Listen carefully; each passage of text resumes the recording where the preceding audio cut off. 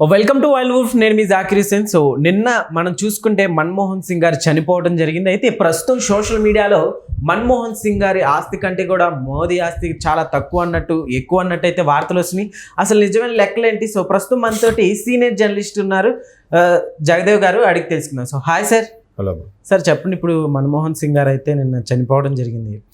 So ఎప్పుడైతే చనిపోయారు అప్పటి నుంచి మన్మోహన్ సింగ్ గారి ఆస్తుల గురించి, అలానే మోదీ గారి ఆస్తులు రెండు ఈక్వల్ చేయడం జరుగుతుంది అనమాట. సో ఇద్దరులో అసలుకి ఎవరి దగ్గర ఎంత ఉన్నాయంటే ఏం చెప్తారు? ఎగ్జాక్ట్గా ఎవరని చెప్పలేదు. యాక్చువల్గా కంపారిజన్ ఎందుకు వచ్చిందంటే ఇద్దరికి కూడా ఎటువంటి దాన్ని ఏమంటారు స్కాముల విషయంలో కానీ, లేదంటే దాన్ని ఎలా చెప్పాలి, పలానా దగ్గర స్కామ్ చేశారు, పలానా దగ్గర ఇలా దోపిడీ చేశారు, ఆ ప్రభుత్వం ఉన్నప్పుడు దోచుకున్నారు, లేదంటే వీళ్ళ కోసం అది చేశారని ఏమీ లేవు కదా. అయితే ఇక్కడ మనం బాగా కంపేర్ చేయాల్సింది ఏంటంటే, ప్రధాని నరేంద్ర మోదీ గారు ఒక విధంగా వెళ్ళయిందని అంటారు కానీ బ్రహ్మచారి. ఆయనకి సొంత అన్నయ్య తమ్ముడు ఉన్నా కూడా ఈ రోజుకి వాళ్ళు ఒక తమ్ముడు ఏదో గవర్నమెంట్ ఎంప్లాయీగా పనిచేస్తారంట గుజరాత్లో, ఇంకొక తమ్ముడు ఒక ఏదో చిన్న కిరాణా షాపు, మామూలుగా కిల్లి వడ్డీ షాప్ ఏదో పెట్టుకుని ఉంటారంట. వాళ్ళ మదర్ కూడా సాదాసీదాగా వాళ్ళ అన్నదమ్ముల దగ్గర ఎక్కడ ఉండేది. ఈయన ప్రతి ఎలక్షన్స్ కూడా వెళ్ళి ఆమెకి కాళ్ళకి నమస్కరించి వచ్చేవారు. అంటే ప్రధానమంత్రి మావోడు అంటే జనరల్గా ఎలా ఉంటుంది, ఒక వార్డు కౌన్సిలర్ మావోడరా, ఊరు సర్పంచ్ మావోడరా అంటేనే పావులాగా ₹5 యాక్షన్ చేసేవాళ్ళు ఉంటారు కదా. కానీ అట్లా ఏం లేదు. నరేంద్ర మోదీ గారి కుటుంబ సభ్యులు ఎవరు కూడా వచ్చి ప్రభుత్వంలో పెత్తనం కానీ, పార్టీలో పెత్తనం కానీ చలాయించడం, చూపించడం అది ఎక్కడా లేదు. అది మోదీ గారి గొప్పతనం, అది అందరికీ తెలుసు. అయితే ఇక్కడ మన్మోహన్ సింగ్ గారి వ్యవహారం విషయంకి వస్తే, ఈయన బ్రహ్మచారి కాదు, వివాహమైంది, 3 ఆడపిల్లలు ఉన్నారు. మొదటి నుంచి కూడా ఒక నమ్రతతో ఒక పద్ధతిగా, ఎటువంటి ఆర్భాటాలకి పోకుండా, చాలా సింపుల్సిటీగా, చాలా సింపుల్ లైఫ్. అంత ప్రొఫెసర్గా యూనివర్సిటీలో ప్రొఫెసర్గా చేసిన ఒక ఆర్థికవేత్తగా చేసినప్పటికి కూడా ది గ్రేట్ ఎకనమిస్ట్ అయినప్పటికి కూడా ఎక్కడ కూడా తన సంపాదన, తన న్యాయంగా వచ్చిన తన సంపాదనతోనే ఏవో 4 ఆడపిల్లలు చదివించుకొని వాళ్ళ పెళ్ళిళ్ళ వరకు సహకరించి చేసుకున్నారే తప్ప, ఇంకా ఎటువంటి స్కాములు గీములు చేసి అక్కడ ఆస్తులు ఇక్కడ ఆస్తులు, అల్లుడికి ఈ ఆస్తి, ఆ అల్లుడికి ఆ ఆస్తులు అట్లా చేయలేదనేది ఇప్పుడు మనం ప్రస్తావించాల్సిన విషయం. ఎందుకంటే ఆడపిల్లలు ఉండేసరికి ఇవాళ రేపు చాలా మంది ఈ ఆడపిల్లలు చదివించాలి, వీళ్ళు పెళ్లి చేయాలి, ఎట్లా స్వార్థం అని అనుకుంటారు కదా. పైగా దేశానికి 2004 నుంచి 2014 వరకు కూడా 10 ఏళ్ల పాటు ప్రధానమంత్రిగా పనిచేసిన వ్యక్తి, మచ్చలేని వ్యక్తి. పైగా గాంధీ కుటుంబానికి అత్యంత విధేయుడు. ఇప్పుడు 2004లో అంత మెజార్టీ వచ్చిన తర్వాత కాంగ్రెస్, సోనియా గాంధీ ప్రధానమంత్రి అవుతారు అది ఇది అన్నా కూడా ఆవిడ సింపుల్గా నాకు అవసరం లేదు, మన్మోహన్ సింగ్ గారిని చేయండి అన్నట్టుగా మాట్లాడింది. అప్పుడు కూడా ఎట్లే ఆవిడ మన భారతీయులను పరిపాలించినటువంటి, ఎంత 100 కోట్ల భారతీయుల్లో పరిపాలించేవాడు లేడా అని రకరకాలుగా అప్పట్లో ప్రతిపక్షాలు కానీ మిగతా వాళ్ళు కానీ విమర్శలు చేశారు. సో ఆవిడ కూడా సింపుల్గా తృణప్రాయంగా, నీ అవసరం లేదు, నీ ఏఐసిసి అధ్యక్షురాలుగా ఉంటాను, మా ప్రధాన అభ్యర్థి మన్మోహన్ సింగ్ అన్నారు. ఆయన దానికి నో అనలేదు, ఎస్ అనలేదు.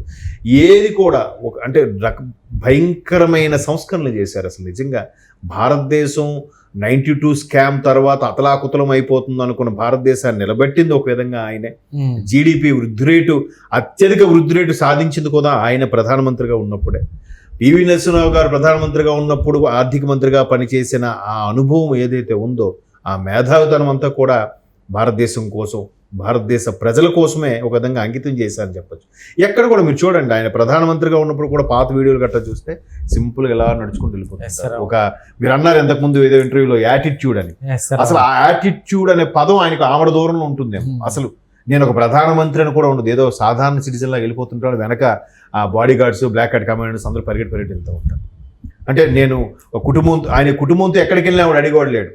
ఆయన సొంతంగా స్పెషల్ చార్టర్ ఫ్లైట్లో వెళ్ళి తిరిగినా, లేదంటే ఆయనకి ఏది ఖర్చు పెట్టుకున్నా ఎవడు ప్రశ్నించేది కూడా లేదు. కానీ ఎప్పుడు ఆయనకు వచ్చే దాంతోనే, ఆయన కేటాయించిన బంగ్లాలోనే అలాగే ఉండేవాడు తప్ప, దానికి అదనంగా ఆర్భాటాలు, అదనంగా డ్రెస్సింగ్ చేసుకోవడం, ప్రధానమంత్రి అయితే విదేశాలకు వెళ్తే ఒక రకమైన డ్రెస్సింగ్, ఎక్కడుంటే ఒక రకమైన డ్రెస్సింగ్ కూడా చేసేవాడు కాదు. అదే కుర్తా, అదే లాల్చీతో ఒకేలాగా. అంటే అంత విధేయతగా, అంత వినమ్రతగా ఉండే ప్రధానుల్లో చాలా అరుదుగా చెప్పచ్చు. అంటే ఉన్నారు చాలామంది, ఇప్పుడు వాజ్పేయి గారు ఉన్నారు, ఆయన బ్రహ్మచారి, ఆయన కూడా ఏమీ లేదు. అంటే ఇప్పుడు అబ్దుల్ కలాం గారు రాష్ట్రపతిగా చేశారు. అంటే ఈ ప్రధాన నరేంద్ర మోదీ గారు వీళ్ళందరూ కూడా అంటే చాలా సింపుల్గా ఈ ఆ కుటుంబం కానీ ఇక్కడ రాజకీయాల్లో కానీ లేదంటే ప్రభుత్వ వ్యవహారాల్లో కానీ ఇన్వాల్వ్ చేయకపోవడం, చాలా సింపుల్గా నడుచుకోవడం, తర్వాత ఏది ఏమైనా మచ్చలు కానీ స్కాములు కానీ లేకపోవడం అనేది చాలా గొప్ప విషయం. ఇవాళ రోజు ఒకప్పుడు దేశ నాయకులు స్వతంత్ర సమరోజులు ఉన్నారంటే అప్పుడు అందరూ సత్యకాలం మనుషులు కాబట్టి ఓకే, బట్ ఈ జనరేషన్ కూడా అలా ఉండడం అనేది, పైగా ఆయన ఎంత మేధావి, ఆయన ఆర్థిక సంస్కరణలు చేసిన వాడు, ఆర్థికవేత్తగా ఆలోచించి కావాలంటే ఎవరికి మూడో కంటికి తెలియకుండా కూడా చేయొచ్చు కదా, కానీ అలా చేయలేదు ఆయన ఈ రోజుకి కూడా. అంటే అది ఆ గొప్పతనం అనమాట. నరేంద్ర మోదీ గారికి భార్య పిల్లలు ఎవరు లేరు కాబట్టి అలా ఉన్నారన్న అర్థం ఉంది. ఈయనకి అన్ని ఉండి కూడా అంత నిబద్ధతగా ఉండడం అనేది గొప్ప విషయం. మేబీ నెట్జన్స్ దాన్ని కంపేర్ చేస్తున్నారేమో, ఎందుకంటే ఇప్పటి వరకు భారతదేశానికైనా నిజంగా భారత ప్రథమ పౌరుడు రాష్ట్రపతి అయినా కూడా అత్యున్నత పదవిలో ఉన్న వ్యక్తి ప్రధానమంత్రి కూడా. ప్రధానమంత్రిగా ఉండి కూడా అంత తక్కువ, ఆయనకి మహా అయితే అన్ని స్థిరాస్తులు కలిపి ఒక 15 కోట్లు వాల్యూ ఉంటుందంట అంతే. అది కూడా ఒక 2 ఫ్లాట్లు ఏవో ఉన్నాయట, సొంత ఫ్లాట్లు అంతే. అంటే ఒక ప్రధానమంత్రిగా చేసిన వ్యక్తికి 10-15 కోట్లు అంటే చాలా తక్కువ ప్రాపర్టీ.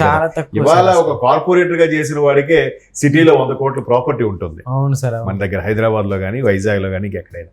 నిజంగా అసలు నమ్ముతారా ఇంత తక్కువ అంటే? నిజంగా గొప్పతనం. ఇట్లాంటి వ్యక్తులు ఈ భూమి మీద మన భారతదేశంలో నడయాడా, మనకు సమకాలీన పరిస్థితిలో ఇటువంటి వ్యక్తి ఒకడు ఉన్నాడా అనేది గొప్ప విషయమే కదా. నరేంద్ర మోదీ గారికి కూడా చూడండి, ఏమున్నాయంటే ఏమున్నాయి అతనికి, వాట్ నెక్స్ట్ అంటే ఏం చెప్తాం, ఆయనకి ఏమున్నాయి, లేదంటే ఈ ప్రధానమంత్రిగా ఏదో పెన్షన్ వస్తే రావాలి, మళ్ళీ దాంతోపాటు ఆయన జీవనం గడపాలి తప్ప ఏముంది, ఏం లేదంటారా? ఏమి అంతే కదా. ఇప్పుడు ఈవెన్ వాజ్పేయి గారు కూడా చివరిలో చాలా ఇబ్బంది పడి అదే సమ్ అల్జీమర్స్ ఏదో వచ్చి ఇబ్బంది పడి చనిపోయారు మన భారతరత్న వాజ్పేయి గారు లాంటి వ్యక్తులు. సో అటువంటి వ్యక్తులకు కూడా ఏమి లేదు, కేవలం ప్రభుత్వం నుంచి వచ్చిన ఒక మాజీ ప్రధానిగా వచ్చే పెన్షన్ తప్ప వాళ్ళకి ఒక నిరాడంబరత, సాదాసీదా జీవితం, ఒక పర్సనల్ లైఫ్ అంటూ లేదు. ఎంతసేపు భారతదేశానికి అంకితం అవ్వాలి అనే ఒక తపన. మరి అట్లాగే గడిచారు, అట్లాగే ఉంది చరిత్ర, అదే చెప్తుంది కదా. ఇప్పుడు ఒక వాజ్పేయి గారు కానీ, ఒక అబ్దుల్ కలాం గారు కానీ, ఒక మన్మోహన్ సింగ్ గారు కానీ, వాళ్ళు ఉన్నా లేకపోయినా they are always live song.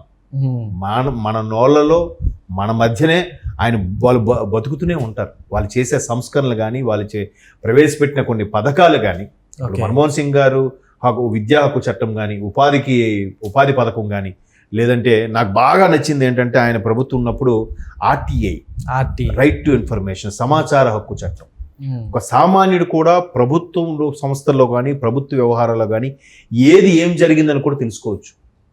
మీకు అర్థమైందా? ఇప్పుడు ఫర్ ఎగ్జాంపుల్ ఏదో జగన్మోహన్ రెడ్డి గారి కేసు వ్యవహారమే ఉంది, ఎందుకు ఇన్ని రోజులుగా ఇవ్వట్లేదు, ఏమైంది, అసలు కేసు నడుస్తుందా లేదా ఇప్పుడు బండి గారి మీద వ్యవహారం కేసు నడుస్తుంది, అల్లు అర్జున్, ఈ కేసు ఎంతవరకు వచ్చింది అని తెలుసుకుని మీరు ఒక ఆర్టీఐ సమాచార హక్కు చట్టం కింద మీరు ఒక లెటర్ రాయొచ్చు. పోస్ట్ ఆఫీస్కి వెళ్ళి అది 120 రూపీస్ ఎంతో చలానా కట్టి మీరు పిటిషన్ రాస్తే దానికి సంబంధించిన డాక్యుమెంట్స్ అన్నీ కూడా మీకు పంపిస్తారు, లేదంటే మీకు మెయిల్ అయినా చేస్తారు.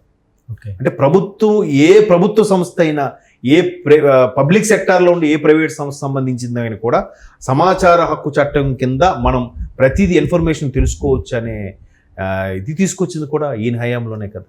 అంటే నిజంగా అంటే మేధావులకు అటువంటి థాట్స్ వస్తాయేమో, వాళ్ళు రాబోయే ఒక 200-100 ఏళ్ళకి భారతదేశ ప్రజలకి సరిపడే ఒక అన్ని రకాల మౌలిక సదుపాయాలు కూడా కల్పించడంలో వాళ్ళు సిద్ధాస్తులు కాబట్టి నిజంగా లెజెండరీ లీడర్స్ వాళ్ళందరూ. అందుకే వాళ్ళు మన్మోహన్ సింగ్ అనే వ్యక్తి అనగానే అబ్బా గ్రేట్ ఎకనామిస్టు, ఆర్థిక సంస్కరణలు చేశాడని చాలా మంది చెప్తారు.